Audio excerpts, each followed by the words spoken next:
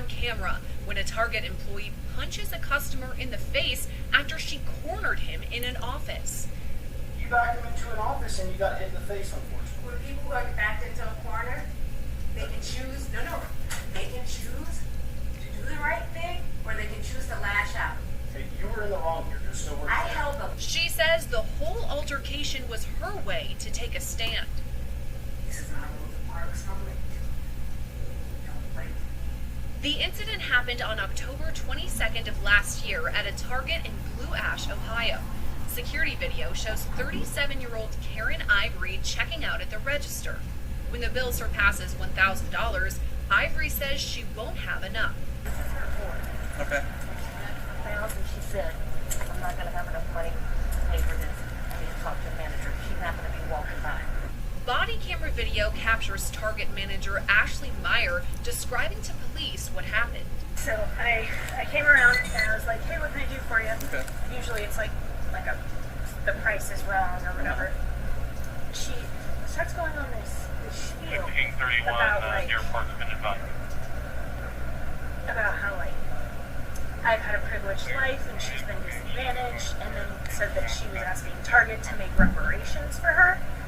And I said, that's not something we can do tonight. If you need a donation, you can call tomorrow. I can put you in touch with the HR person, but that isn't something I can do for you right now tonight. Okay. And then she was like, you need to put me in touch with someone tonight. And I was like, I can't. There isn't yeah. And then she got really close to me. So I put my hands up and backed up, and she followed me. She was like, what's going on, YouTube? It's Rochelle Tannen. It's 11:44 p.m. May 27, 2023 here on the East Coast. I've been wanting to talk about this subject for a while, but I wanted to get my thoughts together. The clip at the beginning of this video is of Miss Karen Ivory. I know you guys all seen that clip. That happened out at the Target in Blue Ash, Ohio on October 22nd, 2022. Let me start out by saying I watched that at least 10 times because the way that white boy connected was fucking hilarious. But I've been wanting to discuss reparations for a while, and I've been watching different YouTubers and their perspective, and I thought I'd throw my hat in the ring. Let me start out by saying, number one, Target fucking sucks.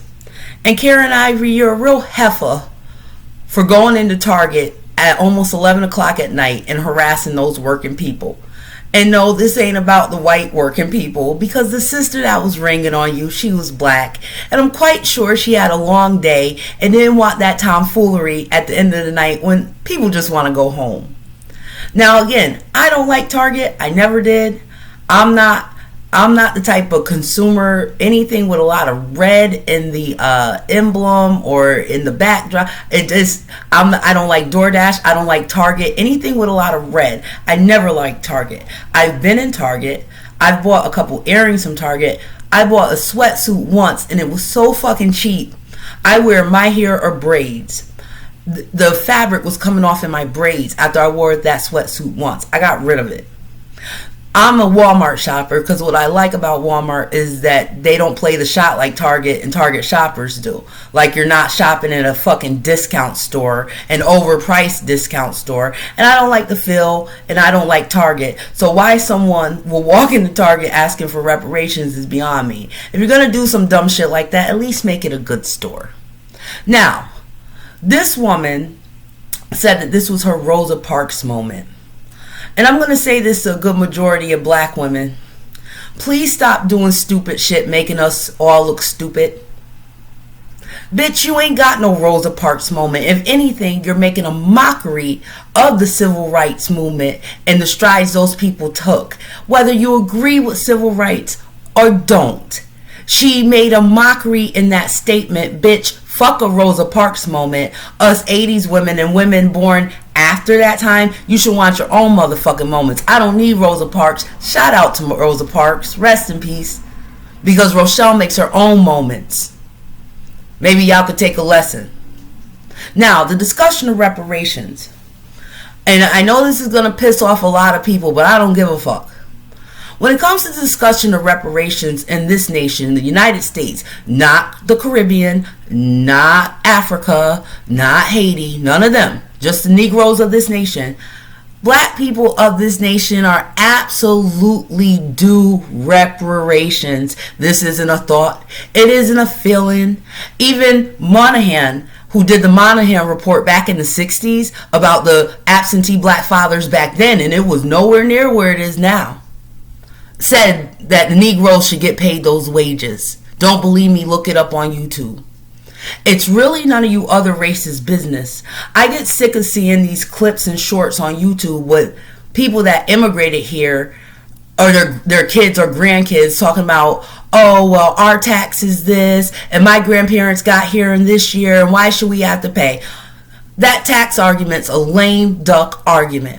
Because if that's the motherfucking case, my grandparents, great-grandparents, great-great-grandparents been paying taxes. Because once upon a time, black people were very godly. This was a Christian nation. And I have an aunt that's in her 70s. And like she told me as a young person, thou shalt render upon Caesar what's due Caesar. And black people used to be great at that. So our taxes have helped you get off the boat. For over 100 years now, a lot of you immigrants.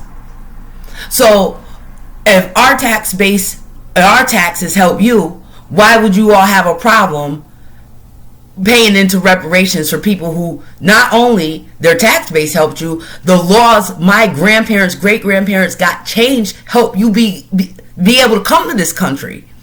All you Asians, Africans, all of you. If it wasn't for my grandparents and great-grandparents, you wouldn't be able to get off the fucking boat.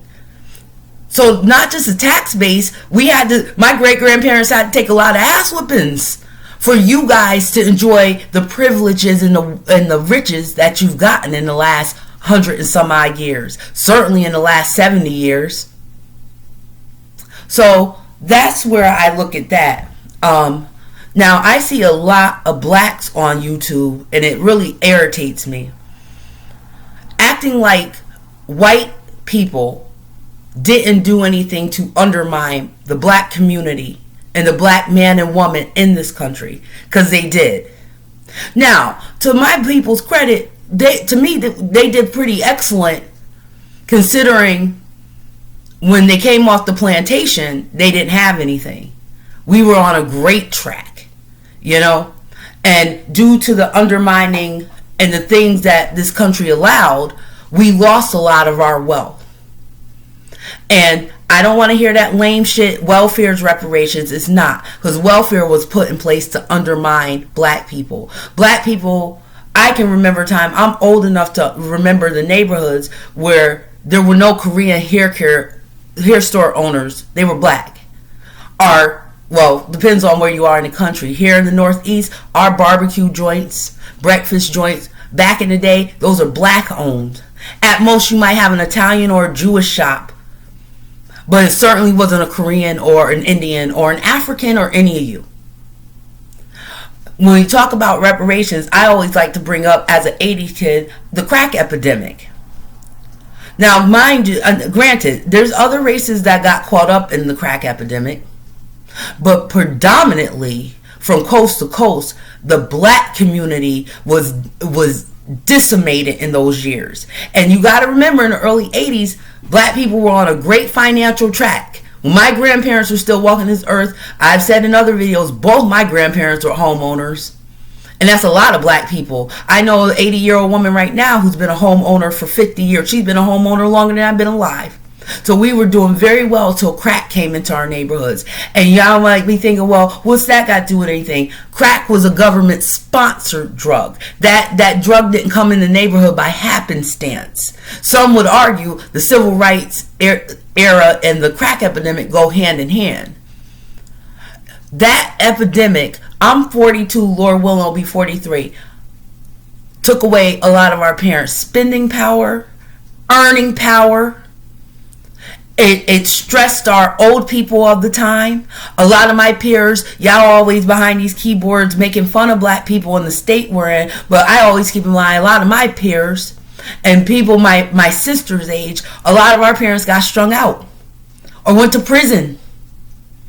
And we deserve money from those times because it was a government-sponsored event.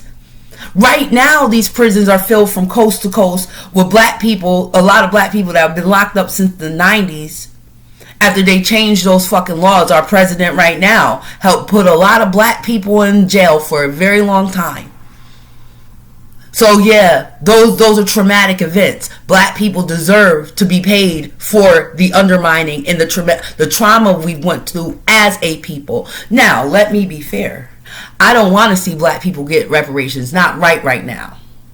Because us 70s, 80s, and 90s kids, and I can see it in some, we're getting our minds right. We ain't our parents. Fuck that we shall overcome shit. Where the money at? I'm a Reagan baby. Yeah. We're reparations. You know, when I see people online talking about what blacks don't deserve, we just paid Germany more money to the people that were affected for the Second World War. I ain't going to use the word because I don't want to get flagged. That didn't even happen on this soil.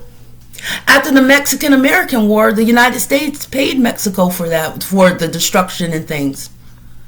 Native Americans, I've read, and some Native Americans behind these keyboards, y'all really don't like black people and you're racist, and that's fine. But a lot of y'all, you recognize tribes, y'all get checks when you hit 18. Some of them tribes, when Native American kids hit 18, they get $250,000. That's $250,000. And black people of this nation, we don't deserve shit. Are y'all out your minds? The reason I don't want to see black people get reparations now, because as I said, we're getting our minds right. You don't give money, a bunch of money, to people whose minds aren't right. If you don't have peace of mind, you don't have shit. Like the great Iron Mike Tyson said, I just saw a clip of his yesterday, and he was making $30 million a fight at one point, and he said it meant nothing if you don't have peace of mind and our minds aren't right. If we were to get, let's say, $1 million tomorrow from reparations, a lot of sisters would give all that money back to Koreans, Brazilians, and Indians, and then for their hair and their fake nails and their bells and whistles. They wouldn't do much productive shit because sisters' minds aren't right now. Same thing with the men. A lot of the men would spend their money on cars, strippers, and Jordans. They wouldn't do anything productive with it. And that's why I don't want to see it right now, but I want to see it in my lifetime. Because again, we're not baby boomers. We're the Gen Xers, millennials, and Gen Z. And I don't want to hear about we shall overcome. I know eventually we should get checks. But if we're going to get these checks, we got to be very careful, black people. We got to do productive things with it. Because after they cut those checks, there's not going to be no more white guilt. You're not going to be able to stand on the shoulders of the slaves for your debauchery and misbehavior. Because in this discussion, the black people of yesteryear were God-fearing people, hard-working people, resilient people, not a perfect people. Because sisters always love to shake it up, and we always love to juke. We weren't perfect, but we were godly, and we had shit in order. And until we get shit into some type of order, we shouldn't be handed millions of dollars. No, I don't think so. Because we got people like Karen Ivory making a mockery of the strides that came before us for some fucking made in China cheap bullshit out of Target. This is why I don't want to see black people get reparations right now. But make no mistake, you other races, there's a lot of black people. We're getting our minds right. We got a ways to go, but so do you all. A lot of you homegrown Americans of other races, y'all got your own problems. So why don't you mind your business and let us address our problem? And I guarantee you, if black people get their minds right and get more of an equal financial playing field, black people will be unstoppable like our grandparents were. So much so, or great-grandparents, y'all all have heard it by now, 1921 Black Wall Street. And that wasn't the only viable neighborhood that was burned down or rioted or looted because it was doing better than the white towns next to it. American blacks, we come from a golden bloodline. And a lot of destruction up until today, arguably, has been put in place to destroy us. And a lot of you other races don't want to hear it. but it's the truth. And as I said, I'm not talking about any other black nation, because a lot of y'all don't give a fuck about African Americans, unless, and I hate that term, but American blacks, unless it suits you. Y'all take up your reparations and shit in your own countries, because I'll be damned if I'm around a Jamaican and all them, they'll correct you real quick and tell you they ain't from here, and that's fine. But they don't deserve the reparations off my ancestors' back. So, Karen Ivory, don't be a douchebag. You got punched in the face because you were messing with working people. If you're serious about making a change, dear, don't do it in Target. Do it by your acts. Get your mind right. Be helpful to the community.